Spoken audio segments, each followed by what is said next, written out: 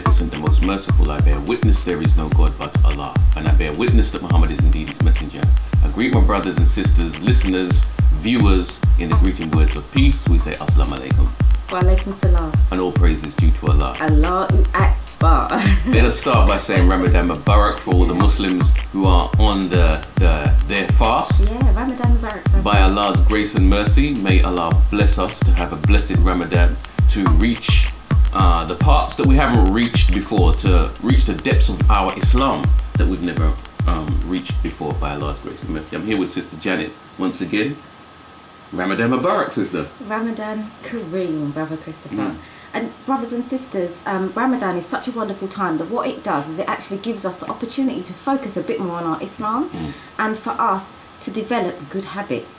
It doesn't mean that it has to stay there. It means that Ramadan is an excellent opportunity for us to prepare for the rest of the year and for us to gain new habits or better ways of doing things, and then we can progress throughout the rest of the year. So Ramadan really is just the beginning of the year for us, so that we can develop a new habit, so that we can develop a habit of praying more, so that we can develop a habit of fasting during the year, or reading a little bit more Qur'an, or even engaging the children a little bit more. There's always something that we can do. So far I've had a very mellow Ramadan, if I can say that. Mellow. It's been very reflective, and I've been not beating myself up, because I tend to beat myself up during Ramadan. I mean, the last couple of Ramadans that I went through, I've really tried to push the envelope, but Allah says we shouldn't exceed the limits. So come on, brothers and sisters, let's be calm, let's be easy and not be so hard on ourselves, but let's enjoy our Ramadan.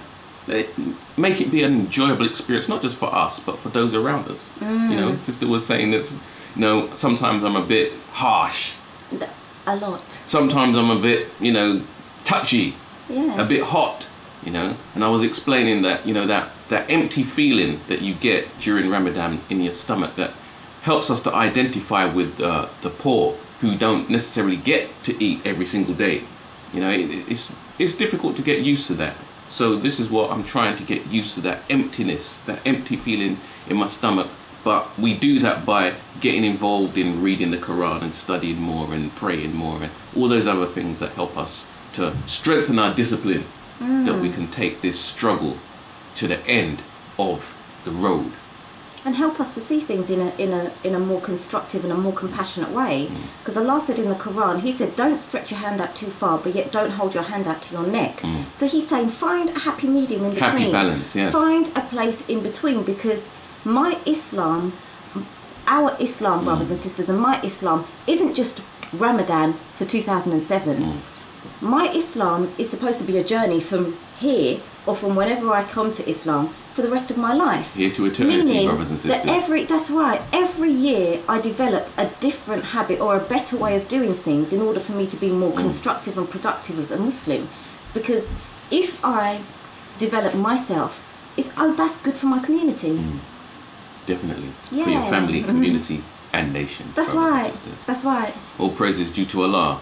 Okay, family members, stop the killing. We've been looking at this very serious issue and trying to find some kind of solutions that we can employ in the family, that we can change our families in order to change the community and the nation.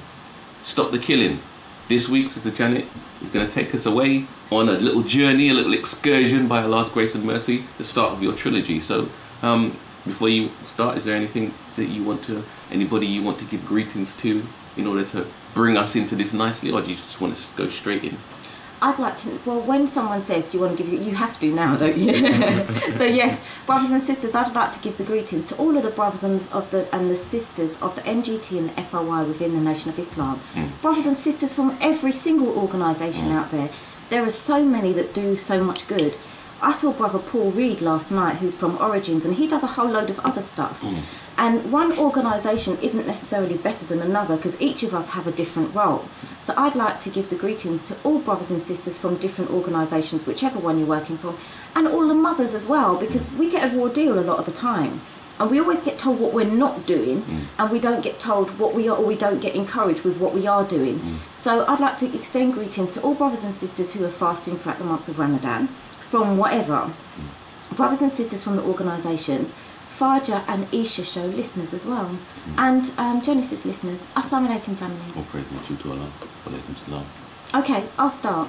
I mean, I was thinking about stopping the killing. I'm trying to think about stopping the killing from different perspectives, because whenever we talk about stopping the killing, brothers and sisters, we automatically go to the guns and the knives. That's right.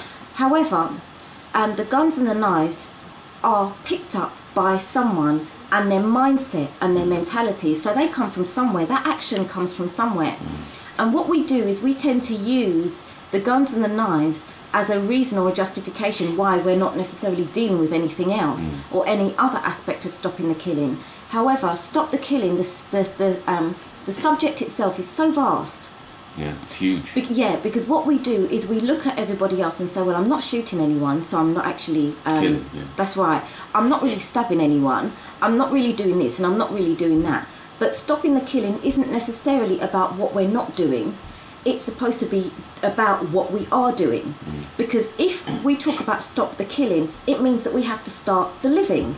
Do you understand what I'm saying? We've got to replace that with something else. So in order for me to stop the killing, that means that I need to understand what life is.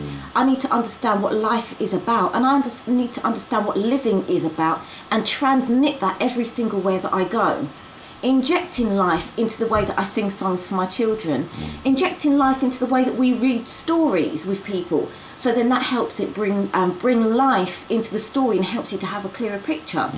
Inject life and energy into the way that I speak with my brothers and sisters in the community in order for us to have a better appreciation of who and what we are. Inject life into all of the things that I do. And when we do that, then that in itself will help to stop the killing. Now, today I thought about it, and I thought about it in terms of, you know, the different aspects of who we are and how we come about to be who we are.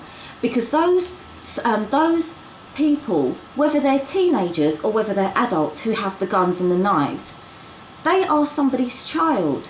They're someone's children. They grew up not necessarily in exactly the same way that we did, but they grew up in the same environments that we did.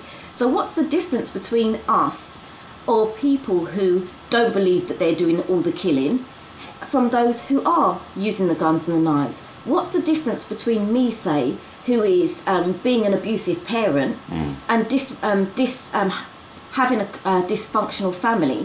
What's the difference between me and someone who's actually picking up a gun and shooting someone?